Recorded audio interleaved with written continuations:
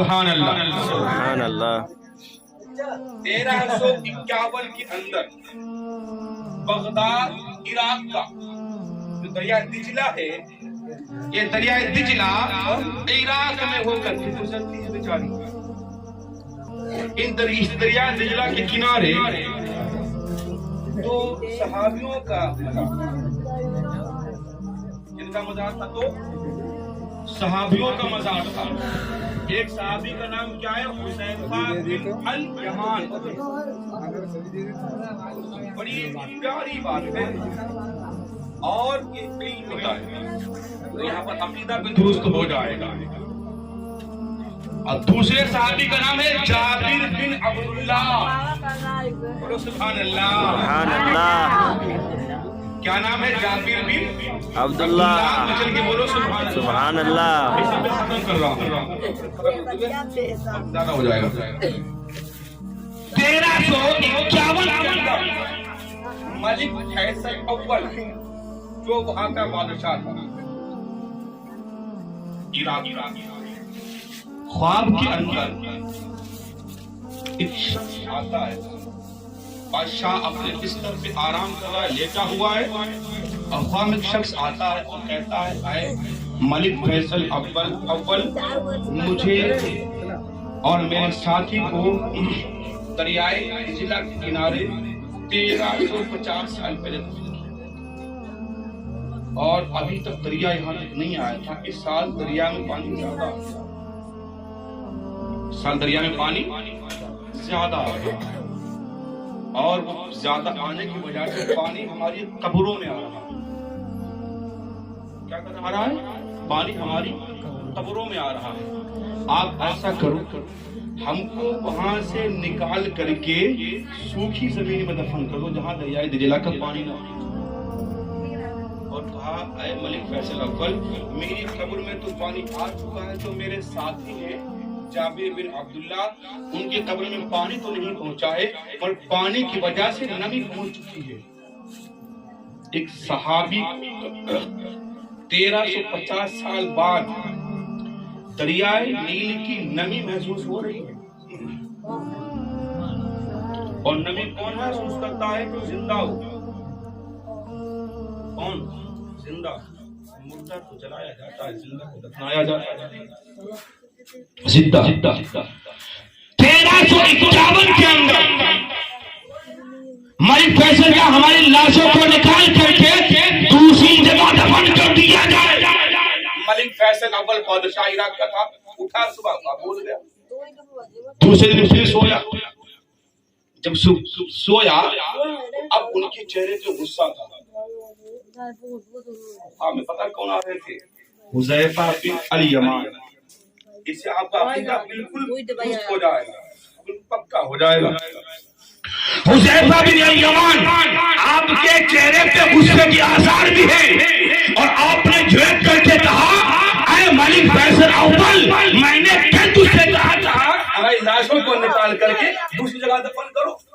پانی جا رہا ہے، قبر میں پانی بھر رہا ہے، اور تو نے میری بات کو نہیں سنا، میری بات کو عمل نہیں کیا، ہماری قبروں کو کھولا نہیں، ہماری لاشوں کو نکالا نہیں، دوسری جگہ دفن نہیں کیا۔ اب ملک فیصل اول صبح اٹھا، پھر بھول گیا، دوسرا دن بھی ہو گیا، بھول گیا۔ اب حذیفہ بن الیمان کہاں پہنچے؟ مفتی اعظم عراق سید نور محمد پاشا کے پاس۔ مفتی اعظم عراق خواب میں گئے رات میں اور کہا اے مفتی اعظم عراق ہمیں دریائے دجلہ کے کنارے آج سے 1350 سال پہلے دفن کیا گیا تھا، اب دریائے دجلہ کا پانی زیادہ بڑھ گیا ہے، ہماری قبروں میں آ رہا ہے، آپ ایسا کیجئے کہ ہمیں وہاں سے نکال کر کے کہیں اور دفن کیجئے۔ سبحان اللہ سبحان اللہ ٹھنڈی کو صحیح کون محسوس کرتا ہے؟ جس میں جان ہوتی ہوتی جیسا عراق میں نبی کے صحابہ محسوس کر رہے ہیں ٹھنڈی اور قریب کو۔ جب نبی کے صحابہ محسوس کر رہے ہیں تو آمینہ کا حکومت خضرہ میں نہیں محسوس رہا، بے شک یہ بات اور ہو جائے گی۔ حضور سرور کائنات کے صحابہ اب صبح ہوئی، سید نور محمد بادشاہ نے سفر باندھا، بادشاہ دربار میں پہنچے، بادشاہ سے کہا بادشاہ ایسی سی بات ہے کہ ہمیں رات میں ایسا خواب آیا ہے کہ وہ کہہ رہے ہیں کہ ہمیں دریا دجلہ کے کنارے سے نکال کر کے دوسری جگہ دفن کرو۔ بادشاہ نے کہا اچھا خواب تم کو بھی آیا ہے، یہ خواب ہم کو بھی برابر 2 دن آیا ہے۔ کہاں؟ اب بادشاہ کو یاد آ گئی کہ جو خواب تمہیں آیا ہے یہی خواب مجھے 2 دن برابر آیا ہے، اور میں نے سوچا ہو سکتا کوئی شیطانی خواب ہو، اس لیے میں نے ٹال دیا، میں نے عمل نہ کیا۔ سید مفتی نور محمد بادشاہ نے کہا نہیں، ہم ان کو پہچانتے ہیں، جب انہوں نے اپنا نام بتا دیا ہے کہ میرا نام حذیفہ بن یمان ہے، تو پتا لگا حذیفہ بن الیمان کوئی عام آدمی نہیں بلکہ نبی کے صحابی ہیں۔ سبحان اللہ سبحان اللہ۔ اب ایسا کرو، عام مجلس سونا بٹھاؤ اور ایک فتویٰ لکھو، اب اس پر کیا عمل کیا جائے، قبروں کو کھولا جائے نہ کھولا جائے۔ اخبار میں مفتی اعظم عراق نے فتویٰ دیا کہ ہاں اب ایسے ماحول میں جب قبر والے خود چاہتے ہیں کو نکالا جائے، اب قبروں کو کھولا جائے، قبروں کو کھولا جائے گا۔ اخبار کے اندر بات دی گئی، شائع کی گئی 1351 ہجری میں کہ جو ہے عید کے بقرہ عید کے دوسرے دن آپ کی قبروں کو کھولا جائے گا۔ کتنے؟ بقرہ عید کے دوسرے دن۔ جب یہ خبر اخبارات کے ذریعے دیگر ممالک میں پہنچی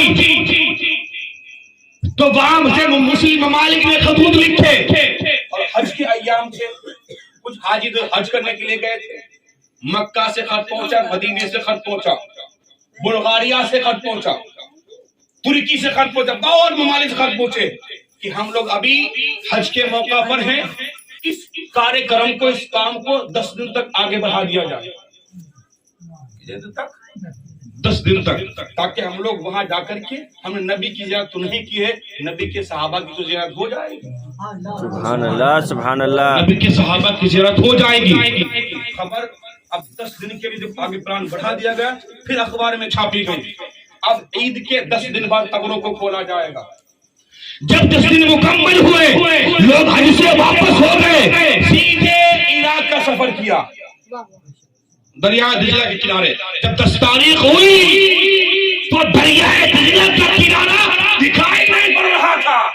سبحان اللہ۔ دریا دجلہ کا کنارہ پہچان میں نہیں آ رہا تھا، یہ وہی دریا ہے جس میں کوئی آدمی دکھائی نہیں دیتا تھا، یا کوئی اور بستی بس نہیں ہے آگر کے یہاں پر۔ سبحان اللہ۔ تو پتا کیا لگا، جہاں اللہ والے ہوتے ہیں اگر پھر وہ آئے تو ویرانہ ہوتا ہے، مگر جب وہ دنیا کو چھوڑتے ہیں تو خالق کائنات ان کی حفاظت کے لیے بستیوں کو آباد فرما دیتا ہے۔ سبحان اللہ سبحان اللہ۔ اب آپ دیکھ لیجیے امام حسین کربلا میں شہید کیا ہے، کوئی بستی تھی وہاں پر؟ کوئی بستی نہیں تھی، کوئی بستی تھی نہیں۔ اب وہاں جا کر دیکھو کتنی بستیاں ہیں، جو مدینہ بسا ہوا، مدینہ بسا ہی میرے حضور کی میراث کے صدقے میں، بے شک سبحان اللہ۔ اس کو طبع اول نے بنوایا تھا، بڑی طویل حدیث ہے یہ، کبھی بیان کو اسی پہ ختم کروں۔ اب جب 10واں دن مکمل ہوا، دریا دجلہ کے کنارے ہر آنکھ منتظر ہے، ہر آنکھ انتظار میں ہے کہ قبروں کو کھولا جائے، قبروں کو کھولا جائے اور ان صحابہ کی لاش کو باہر نکالا جائے۔ تو پتہ کیا لگا، 1351 میں عقیدہ یہ تھا کہ جب نبی کے صحابی کا جسم قبر میں سلامت ہے، سبحان اللہ سبحان اللہ۔ جب نبی کے صحابی کا جسم قبر میں سلامت ہے تو امام الانبیاء کے جسم کو مٹی کیسے کھا سکتی ہے؟ سبحان اللہ سبحان اللہ۔ بے شک ایمان تازہ ہو جائے گا، بڑی پیاری بات ہے۔ اب دیکھو ذرا، جب قبروں کو کھودنے کی باری آئی تو سب سے پہلے قبر حذیفہ بن الیمان کی کھودی گئی، حذیفہ بن الیمان کی کھولی گئی۔ اب جب حذیفہ بن الیمان کی قبر کھودی گئی تو آپ نے خواب میں جیسا بتایا تھا کہ میری قبر میں پانی آ گیا، جب کھولا گیا تو دیکھا کہ واقعی آپ کی قبر میں پانی بھرا ہوا تھا. سبحان اللہ سبحان اللہ. جب قبر سے لوگ اترے، سید نور محمد پاشا اور ملک فیصل اول نے سہارا دے کر کے ان کی لاش کو اوپر نکالا. 1351 میں ہجری میں 1351 ہجری میں نکال کر کے ایک شیشے کے تابوت میں رکھا گیا. ابھی آگے جملہ آنے والا ہے، وہ بہت پیارا جملہ ہے. اس کے بعد میں حضرت جابر بن عبداللہ کی قبر کو کھولا گیا تو ان کی قبر میں واقعی جیسا خواب میں بتایا تھا کہ نمی آ گئی ہے، تو واقعی ان کی قبر میں نمی آ گئی تھی. کیا آ گئی تھی؟ نمی سبحان اللہ. اب دونوں کی قبریں الگ الگ کی آپس میں ملی ہوئی نہیں. سبحان اللہ سبحان اللہ. دونوں کی قبریں الگ الگ ہیں، آپس میں ملی ہوئی نہیں. جب ایک صحابی کو دوسرے صحابی کی قبر کا حال معلوم ہو سکتا ہے، جب ایک صحابی کو دوسرے صحابی کی قبر کا حال معلوم ہو سکتا ہے، کیا مدینے والے آقا کو اپنے غلاموں کا حال معلوم نہیں ہو سکتا؟ سبحان اللہ سبحان اللہ. کبھی تو بریلی کے تاجدار نے کہا تھا، چمک تجھ سے باتیں ہیں سب پانے والے، میرا دل بھی چمکا دے چمکانے والے، اور برستا نہیں دیکھ کر ابر رحمت بدوں پر بھی برسا دے برسانے والے. اور زمین میلی نہیں ہوتی، زمن میلا نہیں ہوتا، ارے محمد کے غلاموں کا کفن میلا نہیں ہوتا. آخری جملہ ختم کر رہا ہوں. اب جابر بن عبداللہ کی اور حذیفہ بن الیمان کی لاشوں کے اوپر دائرہ شیشہ میں رکھا گیا.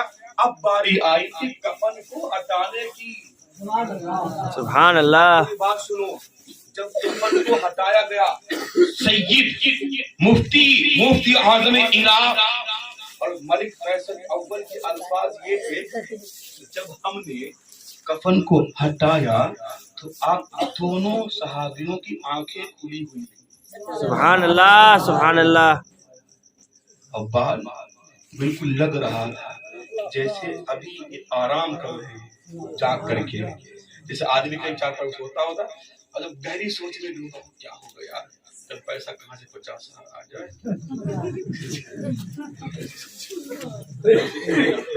کھلی آنکھیں تھی بالکل.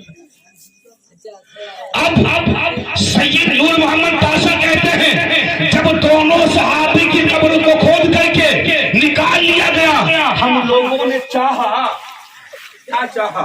اخبار کبھی میرے پاس صحیح موجود تھے. ہم لوگوں نے چاہا کہ دیدار چہرے کا تو ہو گیا ہے، لاؤ ان آنکھوں میں آنکھیں ڈال کر دیکھ لیں جن آنکھوں نے نبی کا دیدار کیا ہے. سبحان اللہ سبحان اللہ. بولو سبحان اللہ. ان آنکھوں کا دیکھ، ان آنکھوں کو دیکھ لیں، ان آنکھوں سے آنکھیں ملا لیں جن آنکھوں نے نبی کا دیدار کیا ہے. سید نور محمد پاشا کہتے ہیں جب ہم لوگوں نے اپنی آنکھوں کو ان صحابہ کی آنکھوں سے ملانا چاہا تو ایسا لگا کہ ہماری آنکھوں میں بجلی گر گئی ہے. سبحان اللہ سبحان اللہ. مطلب یہ تھا، آپ فرماتے ہیں کہ ان صحابیوں کی آنکھوں میں اتنا نور تھا کہ ہم لوگ آنکھوں سے آنکھیں ملا ہی نہیں پائے. سبحان اللہ سبحان اللہ. جن آنکھوں نے مصطفیٰ کو دیکھا ہو زمین کے اندر رہنے کے 1350 سال کے بعد، بولو سبحان اللہ سبحان اللہ. 1350 سال کے بعد آنکھوں میں اتنا نور موجود ہے. جب غلاموں کی آنکھوں میں اتنا نور ہے تو ذرا سوچو ہمارا نبی تو نور والا نور ہے. سبحان اللہ سبحان اللہ. فضل رب العلا. اللہ اکبر. اور کیا چاہیے یا رسول اللہ اے مصطفیٰ، یا رسول اور اللہ. کیا چاہیے؟ زندہ آباد. کون دیتا ہے دینے کو، منہ چاہیے دینے والا ہے سچا. ہمارا نبی اللہ تعالیٰ کی بارگاہ میں دعا ہے کلو نفس ذائقۃ الموت.